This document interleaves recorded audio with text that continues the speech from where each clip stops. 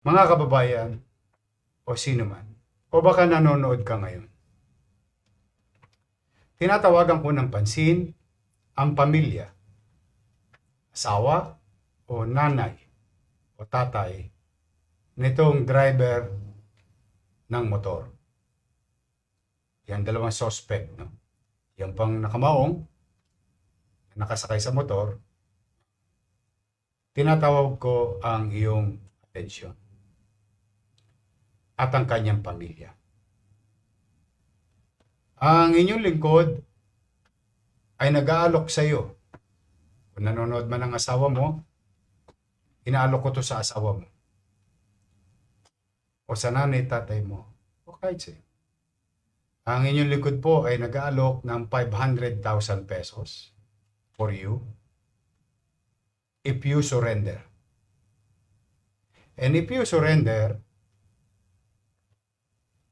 iaalok din namin sa iyo ang isang batas na maaaring makapagbigay ng proteksyon sa iyo under RA number 6981.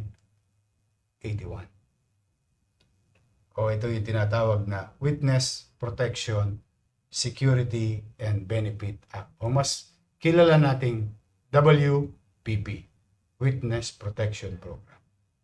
For yourself, para sa iyo, at sa iyong pamilya. Maaari ka naming tulungan na ma-avail mo ito para sa agarang solusyon ng nangyaring krimen. So ulitin ko, no? Inaalok kita ng 500,000 pesos para sumuko.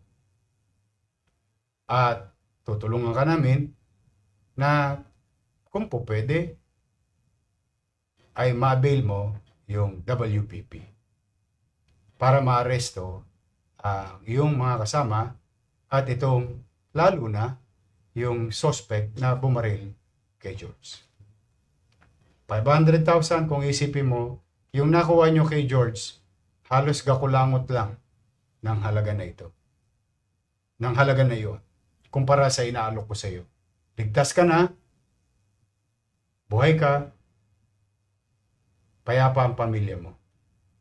So, doon sa lalaking nakaupo sa motor, kung yung asawa mo, kung nanonood ka man ngayon at asawa mo ito, I am now giving you 48 hours to respond to our offer.